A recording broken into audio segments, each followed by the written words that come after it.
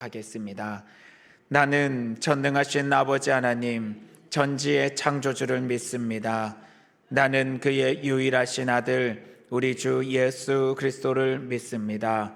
그는 성령으로 잉태되어 동정녀 마리아에게서 나시고 본디오 빌라도에게 고난을 받아 십자가에 못 박혀 죽으시고 장사된 지 사흘 만에 죽은 자 가운데서 다시 살아나셨으며 하늘에 오르시어 전능하신 아버지 하나님 우편에 앉아 계시다가 거기로부터 살아있는 자와 죽은 자를 심판하러 오십니다. 나는 성령을 믿으며 거룩한 공교회와 성도의 교제와 죄를 용서받는 것과 몸의 부활과 영생을 믿습니다. 아멘.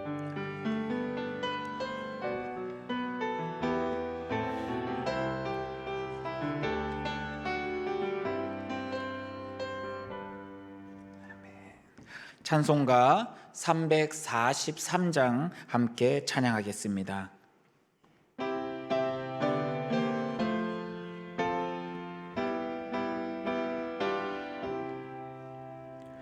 시험 받을 때에 나를 도우사 주를 떠나가지 말게 하소서. 떨며 주저할 때 나를 붙드사 넘어지지 않게 지켜주소서. 세상 부귀영화 나를 얽매고 세상 헛된 재물 유혹할 때에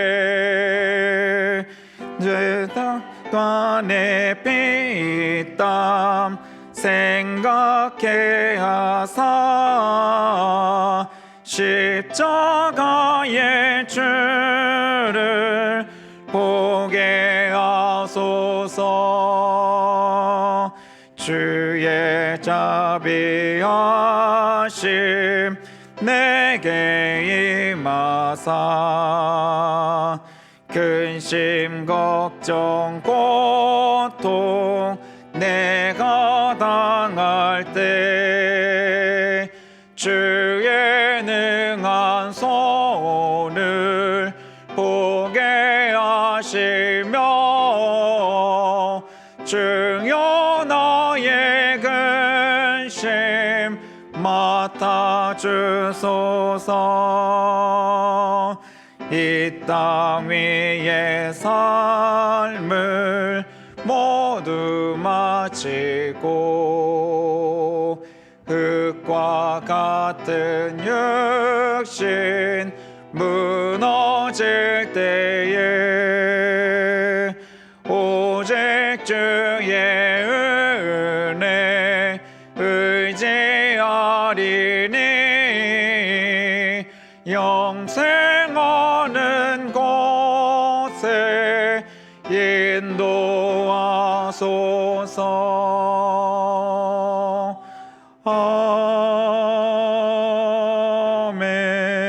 아멘. 함께 기도하겠습니다. 사랑과 은혜가 풍성하신 주님, 3일 예배로 나와 주님의 말씀을 들을 수 있는 귀한 은혜를 허락하여 주심을 감사합니다. 가물어 메마른 땅에 비를 내려주셔서 이 메마른 땅이 촉촉히 적셔짐과 같이 오늘 이 예배 시간에 선포되어지는 말씀으로 말미암아 가물어 있었던 우리의 영혼에 주의 은혜의 말씀으로 촉촉히 적셔지는 귀한 은혜들을 허락하여 주시옵소서. 삶의 현장 순간순간마다 주님의 은혜가 없이 살 수 없음을 고백하오니 오늘도 주님께서 허락하시는 새 힘으로 말미암아 세상 가운데서 주의 말씀 붙잡고 이겨나갈 수 있도록 귀한 은혜를 허락하여 주시옵소서. 이를 위하여 강단에 서시는 목사님 강권적으로 붙잡아 주사 주의 성령의 은혜로 충만케 하여 주셔서 심령과 골수를 찔러 쪼개는 주의 생명의 말씀이 선포될 수 있기를 간절히 소망하오니 그 말씀으로 말미암아 하나님 나라의 그 귀한 비밀들을 깨달아갈 수 있는 귀한 시간 되도록 은혜 허락하여 주시옵소서. 예배 시작이오니 마치는 시간까지 주님께서 주관하여 주시고 모든 예배를 통하여 주님께서 영광 받으시는 기쁨의 예배가 될 수 있도록 은혜 더하여 주시옵소서. 감사드리며 살아계신 우리 주 예수 그리스도 이름으로 기도드립니다. 아멘.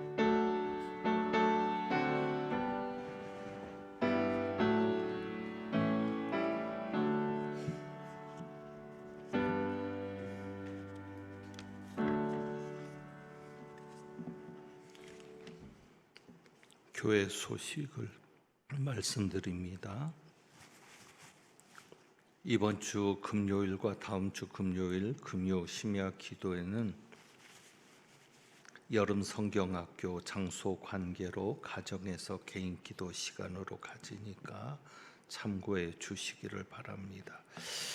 이번 주에는 유년부와 또 소년부 여름 성경학교가 시작이 됩니다. 유년부는 오후 5시부터 소년부는 3시 30분부터 시작이 되는데 위에서 기도해 주시기를 바라고, 특별히 무더위 가운데 진행될 때 많은 어려움이 있습니다. 여러분 기도해 주시고, 더욱 감사한 것은 요즘 여러분이 주일 점심에 식당에서 식사를 하실 때 보면 주방이 굉장히 덥습니다. 숨이 막힐 정도로 더운데 그 더운 곳에서 우리 권사님, 집사님들이 애를 써 주십니다. 특별히 여름 성경학교 있을 때마다 식사 준비와 간식으로 수고하신 우리 권사님들, 집사님들이 있습니다. 정말 감사드리고 무더위 가운데 지치고 어려움을 겪지 않도록 여러분께서 특별히 봉사하시는 분들을 위해서도 기도해 주시기를 부탁드립니다. 그리고 이번 주 금요일에는 히라카페에서 자선음악회가 있습니다. 이번 음악회에는 주변 지역에서 어르신들을 초청합니다. 저희 교회 다니지 않는 어르신들을 초청해서 함께 참여하고, 그리고 끝난 후에는 점심으로 영양식을 준비하려고 합니다. 이 또한 무더위 가운데 주방에서 수고하시는 분들 정말 고생하실 텐데 이 행사를 위해서 기도해 주시고, 이것을 통해서 믿지 않는 이들, 교회에 나오지 않는 분들이 우리 교회로 이어질 수 있도록 여러분이 기도해 주시기를 부탁드립니다. 다른 교회 소식들은 주보를 참고하시고 우리에게 주신 하나님의 말씀 요한복음 1장 14절 한 절만 봅니다. 요한복음 1장 14절, 신약성경 142쪽입니다.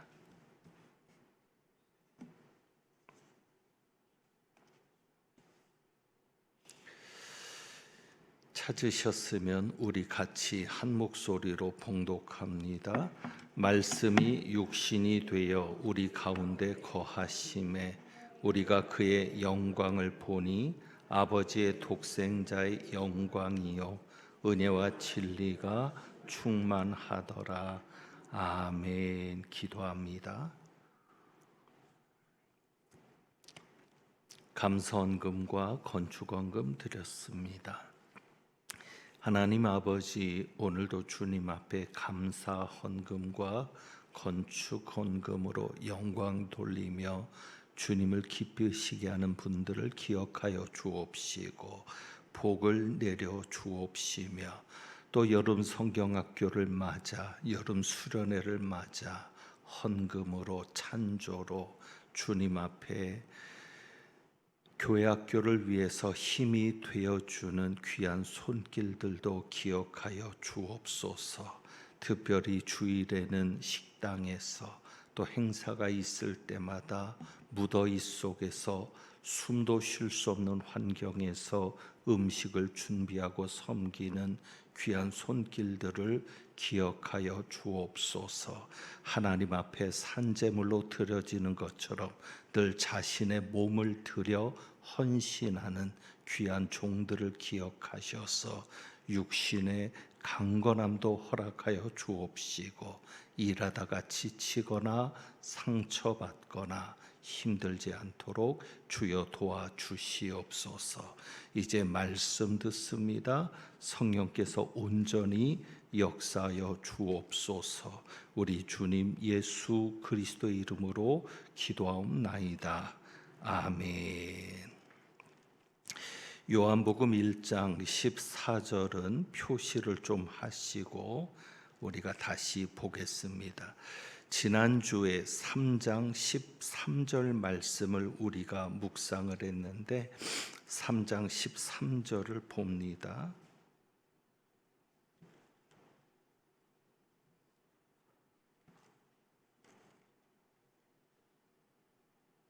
(3장 13절) 같이 봅니다. 하늘에서 내려온 자 곧 인자 외에는 하늘에 올라간 자가 없느니라. 우리 예수님께서는 하늘에서 내려왔다라고 말씀하시고, 그리고 우리가 지난번에 보았던 말씀에서 하늘에서 내려온 예수님이시기에 바로 하나님께서 그에게 심판의 권세를 맡기신 것을 보았습니다.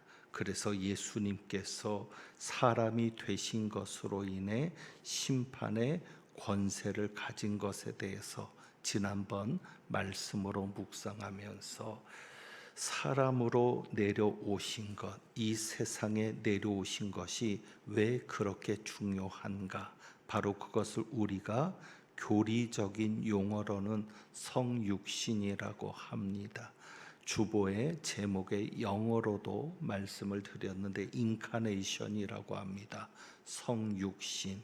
그래서 하나님께서는 예수님께서 성육신 하셨기 때문에 심판의 권세를 맡기셨다는 겁니다. 그만큼 성육신이 굉장히 중요하다는 것이고, 우리는 마지막 부분에서 예수님께서 세상에 내려오신 것은 그의 겸손함이었습니다. 그래서 우리는 그거를 예수님의 자기 비하, 이런 교리적인 표현도 쓰는데, 예수님께서는 철저히 낮아지신 겁니다. 그렇게 낮아지심은, 예수님은 자신의 뜻을 이루기보다 세상에 자기를 보내신 아버지의 뜻을 이루려 한다라고 말씀을 드렸습니다. 그래서 내 심판이 의롭다. 왜요? 지난주의 말씀 기억하시나요?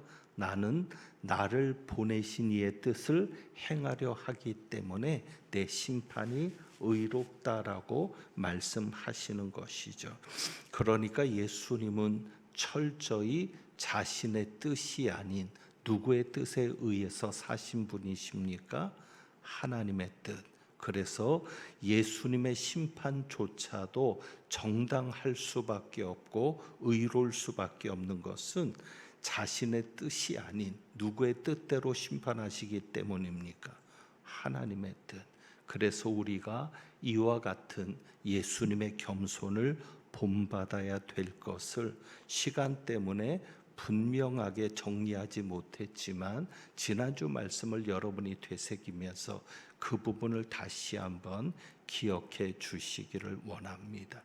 우리가 철저히 내 뜻을 내려놓았을 때, 내 생각과 내 고집과 혹은 내 계획과 또 내 뜻을 철저히 내려놓았을 때, 오직 그럴 때만 하나님 앞에 의롭다고 인정받을 수 있는 겁니다.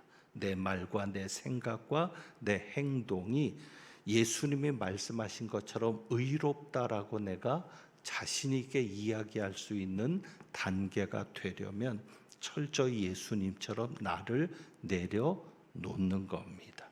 내려오는 겁니다. 철저히 나를 내려놓고 내 뜻이 아닌 오직 나를 보내신 이의 뜻, 아버지 하나님의 뜻대로만 생각하고 뜻대로만 말하고 뜻대로만 행동하는 자가 될 수 있어야 합니다.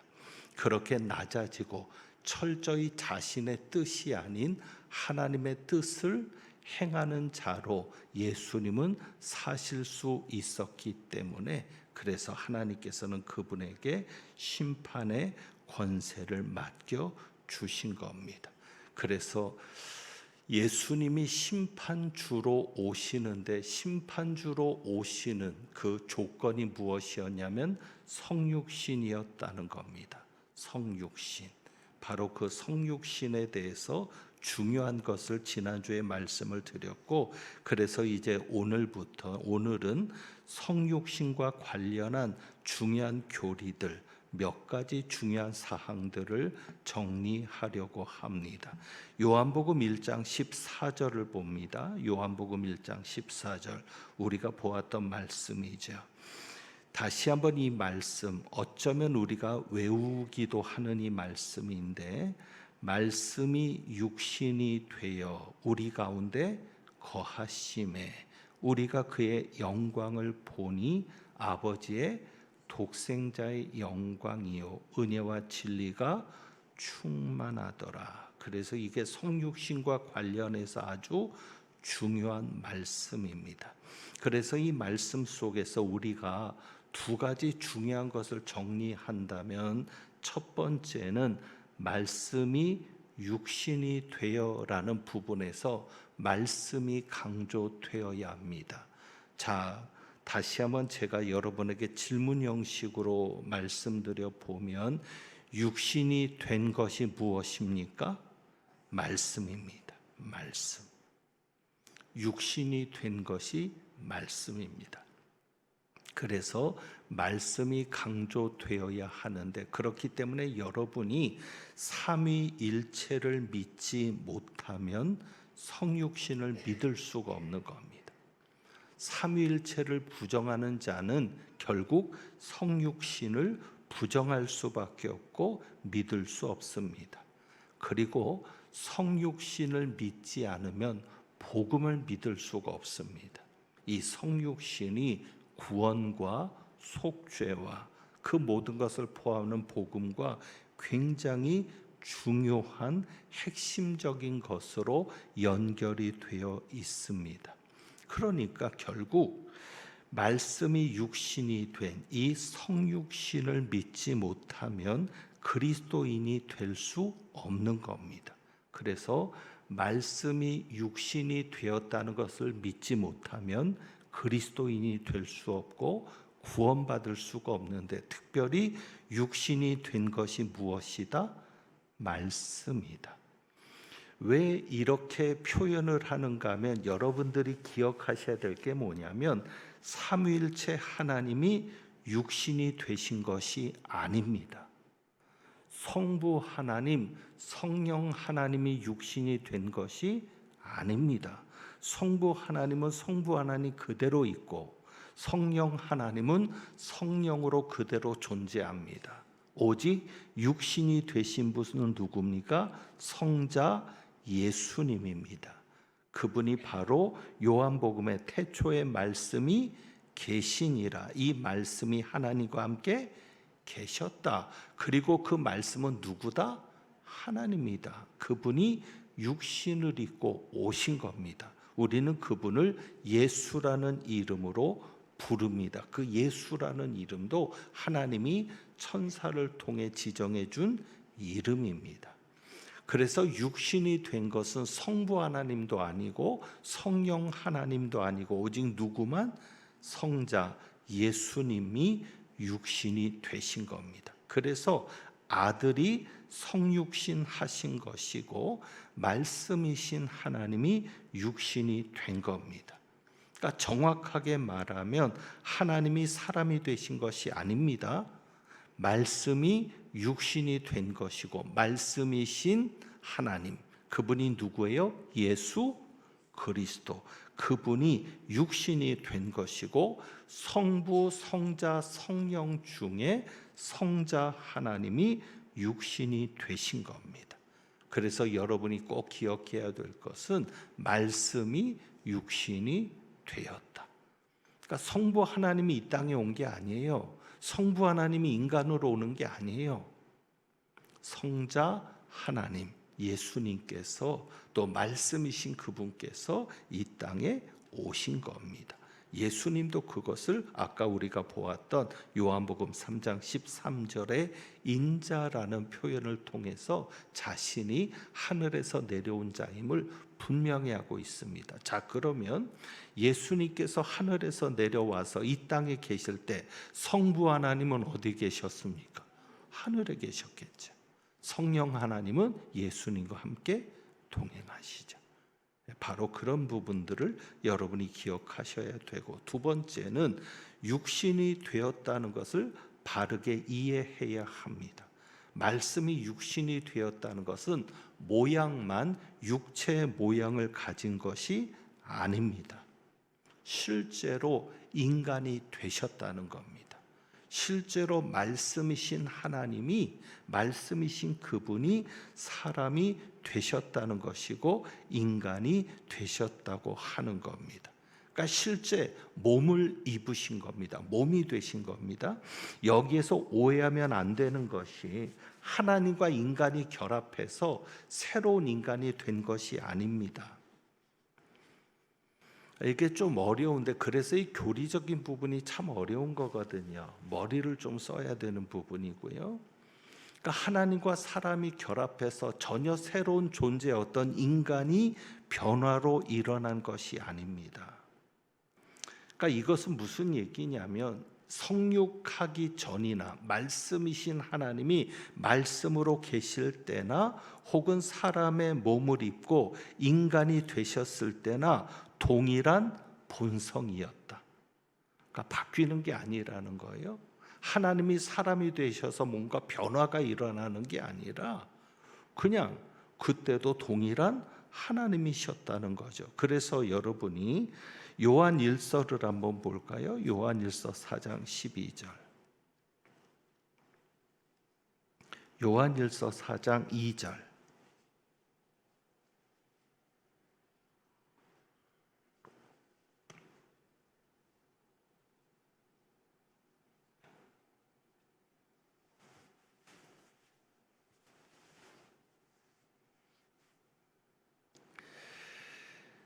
자, 같이 봅니다. 이로써 너희가 하나님의 영을 알지니 예수 그리스도께서 육체로 오신 것을 시인하는 영마다 하나님께 속한 것이요.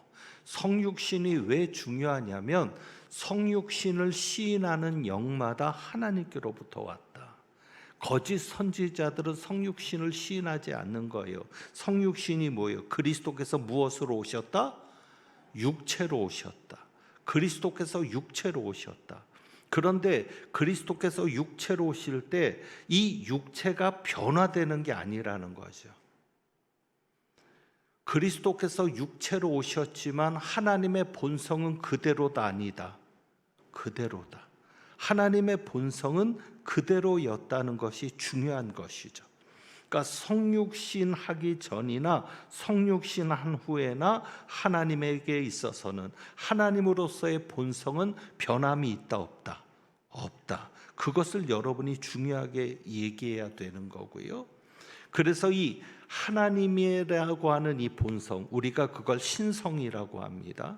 그래서 우리가 다음에는 신성과 인성에 대해서 살필 텐데, 예수 그리스도의 신성, 그러니까 예수님은 하나님이셨거든요. 그 하나님이신 예수님이 무엇이 더해지는 겁니까? 무엇이 더해지는 거예요?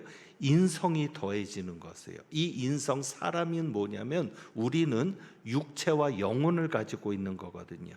그러니까 육체와 영혼으로 구성된 완전한 인간이 신성인 하나님에게 더해지는 겁니다. 그것이 성육신인데, 좀 더 자세하게 이제 우리가 풀어가 보면 인간의 본성을 취하셨다는 것이, 근데 히브리서 2장 앞으로 조금만 넘기시면 히브리서가 나오죠. 히브리서 2장. 그러니까 제가 말씀을 구성할 때도 여러분이 성경을 좀 수월하게 찾을 수 있도록 가급적이면 근처에 있는 말씀을 가지고 풀어가려고 하는 것인데, 히브리서 2장 14절.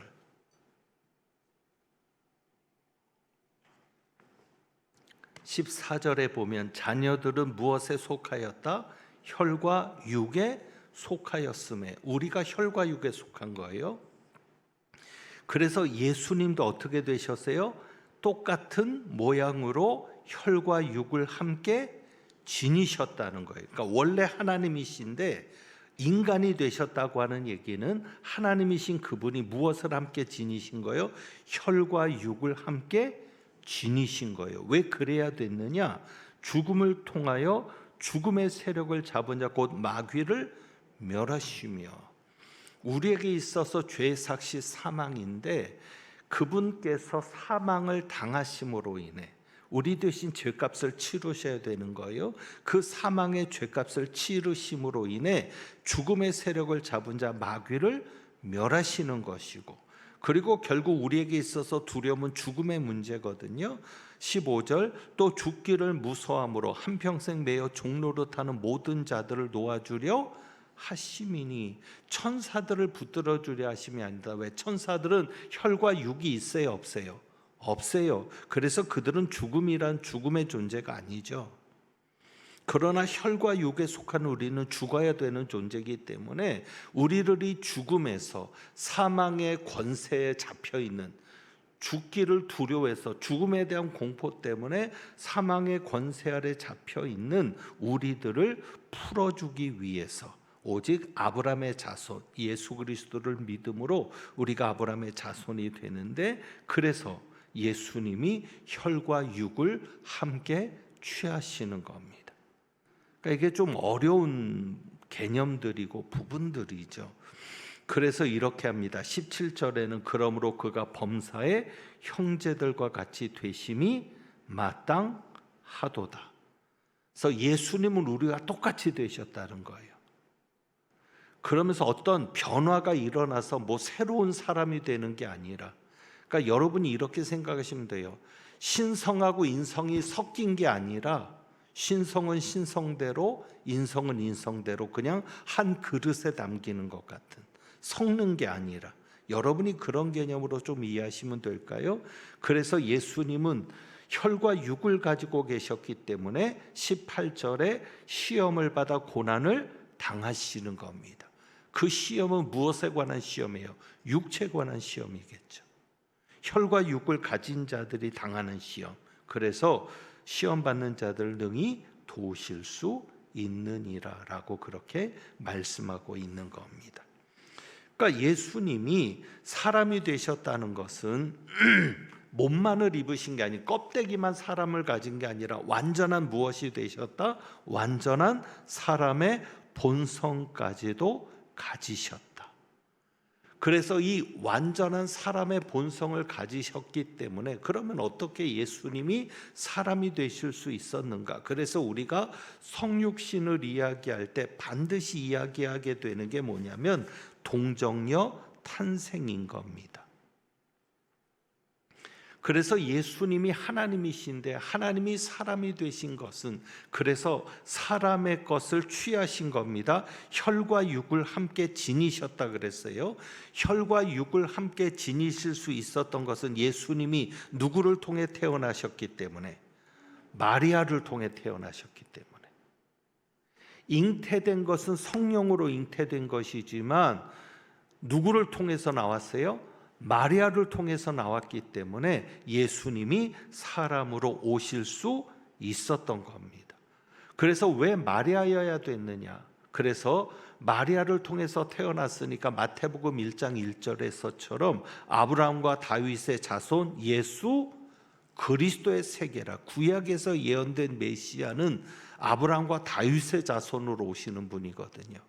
그래서 마리아가 바로 그 다윗의 후손이기 때문에 바로 아브라함과 다윗의 자손으로 오신 것이고, 여러분 기억하실 겁니다. 창세기 3장 15절에 하나님께서 뱀에게 여자의 후손이 네 머리를 밟을 것이다 라고 그렇게 했거든요. 네 머리를 상하게 할 거다. 그때 하나님께서 뭐라고 얘기하셨어요? 남자의 후손, 여자의 후손, 여자의 후손. 그런데 여러분 이 표현이 그것만으로도 이 성경이 하나님의 말씀인 게 분명한 것은 하나님께서 남자의 후손이라고 표현하지 않았어요. 여자의 후손이라고 표현하셨어요. 왜? 이게 특이한 것은 뭐냐면 성경이 기록된 그 시대 유대인들입니다. 유대인들에 의해서 유대인들의 그 삶 속에서 기록된 하나님의 말씀이 모세죠. 그러면 그 시대는 철저히 무슨 사회입니까? 북의 사회입니까? 목의 사회입니까? 북의 사회인 거거든요. 후손을 이야기할 때 그 후손은 절대 여자의 후손을 얘기하지 않아요. 누구의 후손을 얘기합니까? 남자의 후손. 그러니까 여자의 후손이라고 하는 그 표현, 그러니까 유대 나라의 족보에는 남자가 중심인데 남자가 없는 여인의 자손이 있을 수가 있어요, 없어요? 없어요. 어떻게 아버지가 없는데 후손이 날 수 있어요? 그런데 창세기에서는 뭐라고 얘기해요? 여자의 후손이라고 얘기하거든요. 이 말이 그냥 창세기를 읽을 땐 그래, 하와를 통해서 여자들이 나오고 그리고 예수님도 그냥 마리아를 통해서 나오니까, 그리고 사실 우리도 다 엄마를 통해서 나오니까 그냥 그렇게 일반적으로 생각하셔야 될 게 아니라 하나님께서 왜 여자의 후손이 네 머리를 밟을 것이냐고 여자의 후손이라고 얘기하셨느냐? 예수님의 탄생에는 남자가 있다 없다? 제가 딱 얘기하면 눈치채는 게 있어야죠. 예수님이 태어날 때는 남자가 있다 없다? 없다. 왜? 예수님은 요셉에 의해서 태어납니까? 아닙니다. 예수님은 누구로 태어나신 분이니까? 성령으로. 동정녀 탄생이잖아요. 동정녀 마리아에게서. 그러니까 남자의 후손이 아닌 거예요. 여자의 후손인 거예요. 이해되시죠? 그러니까 벌써 창세기부터 예수 그리스도가 계시되고 있는 겁니다. 특히 그 예수 그리스도만 계시하는 게 아니라 그 예수 그리스도가 무엇으로 잉태될 것이다? 성령으로 잉태될 것이다. 그래서 남자를 알지 못하는 처녀, 여인의 몸에 성령으로 잉태되어서 그 동정녀의 탄생이 이루어질 것이다. 바로 그것이죠. 그것을 표현해 주는 말이 뭐예요? 여자의 후손이라는 거죠. 실제로 그대로 된 거예요. 그래서 성육신은 누가 하신 일이다? 성령이 하신 일이다. 그러니까 성부, 성자, 성령의 삼위일체 역사가 계속 이루어지고 있는 겁니다. 왜? 성령으로 잉태되잖아요. 그래서 성령으로 잉태되어서 동정녀의 몸에서 태어나시는 게 성육신이죠. 말씀이 육신이 되었다. 하나님이 이 세상에 내려오셨다. 하나님이 사람으로 오셨다. 이 모든 것이 가능한 게 뭐냐면 성령으로 잉태되어서 그리고 동정녀 마리아의 몸에서 태어나니까, 인간의 몸에서 태어나니까 하나님이 무엇이 되실 수 있어요? 인간이 되실 수 있었고 혈과 육을 함께 지니실 수 있었다. 그래서 이런 표현이 적절할지 모르겠습니다. 육신을 입으신 것이다. 근데 이 육신을 입으셨다라는 이 표현이 우리가 옷을 입으면 옷과 내가 다른 사람이잖아요. 다른 존재잖아요. 그렇게 생각할까 봐 오해가 돼서 사실 이 표현도 정확하지 않은데, 육신을 입으셨다라고 굳이 얘기하는 것은 하나님이 사람이 되시면서 하나님의 본성에 손해나 변질이 있었다 없었다? 없었다. 내가 옷을 입을 때 나는 아무것도 상하는 게 없잖아요. 감해지는 것도 없고 그냥 더해지는 거지. 그런 개념으로 이해하시라는 거예요. 그러니까 하나님이 육신을 입으셨기 때문에, 말씀이 육신을 입으셨기 때문에 하나님으로서의 신성은 전혀 손상이나 부족함이 없어진 것이 아니고, 또 이게 섞인 것도 아니고, 하나님은 하나님대로 사람은 사람대로, 이렇게 표현하면은 좀 그렇고요. 정확한 표현은 신성과 인성이 함께 존재하는, 그야말로 이것은 우리가 믿음으로 받아들이지 않으면 이해하기는 쉽다 어렵다. 어렵다. 믿음으로 받아들이는 거예요. 하나님이 사람이 되시는 거죠. 그러니까 동정녀 탄생도 믿기 어려운 기적이죠. 아니 어떻게 남자가 없이 아기가 생길 수 있어? 그런데 누구니까 하실 수 있다. 하나님은 하실 수 있다. 하나님의 능력을 믿는다면 이것 또한 믿어지는 거죠. 그러니까 우리가 신앙 고백을 할 때 한 번도 의심되지 않는 이유는 뭐예요? 우리는 누구를 믿기 때문에? 하나님을 믿기 때문에. 그래서 여러분들이 하나님의 능력을 믿기 때문에 동정녀 탄생의 기적도 믿을 수 있는 것이고, 바로 이러한 동정녀로 나오셨기 때문에, 여자의 몸에서 나셨기 때문에 하나님이 인간이 되실 수 있었다. 육신을 입고 오실 수 있었다. 혈과 육을 함께 지니실 수 있었다. 그래서 이 동정녀 탄생, 그러니까 성령으로 잉태된 것이 바로 예수님의 신성을 강조하는 것이고, 그렇기 때문에 하나님의 아들이라고 하는 이 표현이 강조되는 겁니다. 자, 이제 무엇보다도 중요한 것은, 그러면 왜 예수님께서 이렇게 성육신을 하실 때 동정녀의 몸으로 나오셔야 됐느냐? 바로 그것은 누가복음 1장으로 한번 가서 볼까요? 누가복음 1장.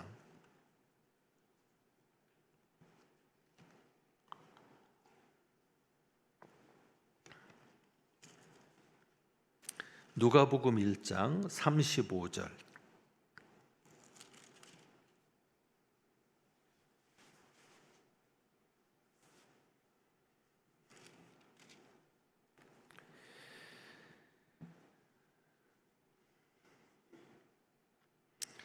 천사가 마리아에게 나타날 때 네가 잉태하여 아들을 낳을 것이다. 이게 동정녀 탄생을 예고하는 말씀이잖아요. 그때 천사가 이런 표현을 합니다. 35절.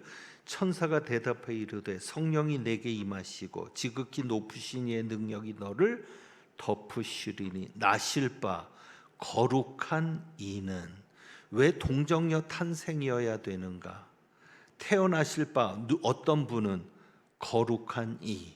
이것이 하나님이라는 말씀보다는 거룩하다는 게 뭐예요? 순결하고 죄가 없는 것을 말합니다. 그러니까 지금 천사가 하나님의 능력이 너를 덮어서 네가 성령으로 잉태해서 아들을 낳을 것이다. 그러면서 지금 얘기하는 거예요. 왜 마리아가 성령으로 잉태해서 아들을 낳아야 되느냐? 그래야 어떤 사람이 태어나는 거예요? 거룩한 사람이 태어나는 거예요. 죄가 없는 사람, 순결한 사람. 왜? 아담 안에서 모든 사람이 죄를 지었기 때문에 남녀 사이에서 태어나는 사람은 다 죄가 있다 없다? 있다. 아담 안에서 태어나는 자들은 다 죄가 있는 겁니다. 그러니까 아담 안에서 태어나지 않은 죄 없는 분이 인간으로 오셔야 됩니다. 그래야 인간을 위한 속죄 제물이 될 수 있기 때문에. 그래서 바로 성령으로 잉태될 수밖에 없는 것이고, 남자를 알지 못하는 마리아에게서 나올 수밖에 없는 겁니다. 그래서 그것을 이렇게 천사가 얘기하는 겁니다. 거룩한 이. 왜? 마리아에게서 나오니까 죄가 없이 태어나는 거죠. 순결하게 태어나는 거죠. 그래서 거룩한 이고, 그래서 누구입니까? 하나님의 아들이 되는 겁니다. 성령으로 잉태되어서 하나님의 아들이 되는 겁니다. 그래서 여러분 고린도전서 15장 말씀 하나 보고 마치죠. 굉장히 중요한 말씀입니다. 고린도전서 15장.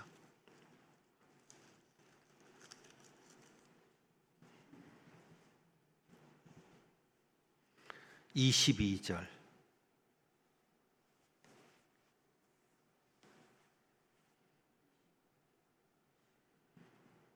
고린도전서 15장 22절 같이 봅니다. 아담 안에서 모든 사람이 죽은 것 같이 그리스도 안에서 모든 사람이 삶을 얻으리라. 자, 아담 안에 있으면 모든 사람이 어떻게 돼요? 죽는 거예요. 왜냐하면 사망이 한 사람으로 말미암았다고 21절에 얘기하죠. 그러니까 아담 안에서 태어나면 안 되는 거예요. 그러니까 실제로 여러분들이 이 땅에 나는 하나님이다. 이것도 굉장히 중요한 게 뭐냐면 여러분 하나님이 옵니까? 말씀이 옵니까? 말씀이 옵니다. 성부가 오는 건 다 가짜예요. 그리고 메시아가 올 때 그 메시아는 아담 안에서 와야 합니까? 아담과는 상관없이 와야 합니까? 아담과는 상관없이. 그 얘기는 뭐예요? 가족관계 증명서나 출생증명서를 띄었을 때 부와 모가 있으면 진짜다 가짜다? 가짜다. 그러면 이 땅에 자기가 그리스도라 그러고 메시아라고 하는 자들은 다 진짜다 가짜다? 가짜다. 부모 없이 태어난 사람이 있습니까? 없어요. 아직은. 오직 누구만? 예수님만. 그러니까 예수님은 죄가 없으셔야 됐고요. 죄가 없으신 분이어야 하는 것은 오직 무엇으로만? 동정녀 탄생이 아니면 설명할 수 없는 겁니다. 근데 이것이 참 믿어지기 어려운 거잖아요. 근데 우리는 감사하게도 믿어지는 거죠. 아담 안에서 태어나면 원죄를 가진 존재로 나는 거예요. 그래서 사실 살아가면서 죄를 안 짓기도 어렵지만 태어나면서부터도 이미 죄인인 것이죠. 그래서 인성, 예수님의 인성, 육신을 취하시는 그 인성은 누구를 통해서 받은 거예요? 마리아를 통해서. 예수님의 어머니인 마리아를 통해서 인성이 온 거고, 신성은 누구에게서? 하나님에게서 왔다라기보다는 이미 그분은 하나님이셨던 거죠. 그래서 여러분들이 성육신을 그렇게 중요하게 여기셔야 되고, 그래서 그 인성, 비록 마리아에게서 온 인성이지만 죄로부터 오염됐다, 오염되지 않았다, 오염되지 않았다. 오염되지 않았지만 예수님은 우리와 똑같은 타락한 후에 허약한 인생과도 똑같은 아담 안에 있는 우리와 똑같은 인성을 취하셔서 우리를 대신해서 십자가의 제물이 되시고 구원의 제물, 속량의 제물이 되셨다는 겁니다. 그래서 성육신이 왜 중요하냐? 이 성육신을 이야기할 때 또 동정녀 탄생을 이야기할 수밖에 없고, 이것이 예수님이 죄가 없으신 인간으로 오셔야 됐다는 것, 그리고 그분이 죄가 없으셔야 됐다는 것은 아까 22절입니다. 15장 22절. 그래야 우리가 죄 없으신 그리스도 안에서 삶을, 영생을 얻을 수 있기 때문이라는 것. 여러분들이 그것을 잘 정리할 수 있기를 원합니다. 기도하겠습니다. 하나님 아버지, 참으로 이해되기 어렵고 설명되기 어렵지만 분명히 우리가 정리하고 가야 될 구원과 복음을 위한 교리들이 있는데, 하나님 지혜를 주셔서 그러한 말씀들이 잘 이해되고 믿어지게 하여 주옵소서. 믿고 싶어도 믿어지지 않는 이들도 있을 것이고 일부러 믿지 않으려고 하는 이들도 있을 터인데, 저희는 듣는 말씀마다 믿어지게 하시니 감사하고, 우리의 구원을 위해 이 땅에 오신 예수 그리스도, 우리가 그분을 구주로 고백하며 그분과 동행하며 또 결국 우리가 그 심판의 주님 앞에 서게 될 텐데, 그때까지 이 믿음의 길, 신앙 고백의 길에서 벗어나지 않도록 주여 도와주시옵소서. 우리 주님 예수 그리스도의 이름으로 기도하옵나이다.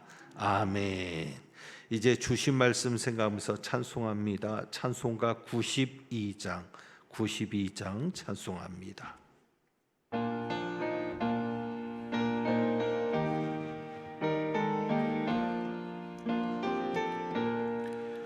위에 계신 나의 친구 그의 사랑 지극하다 이는 예수 그리스도 나의 구주 나의 친구 사랑하는 나의 친구 늘 가까이 계시도다 그의 사랑 놀랍도다 변함없는 나의 친구 나를 위해 죽으시고 나를 구원하셨으니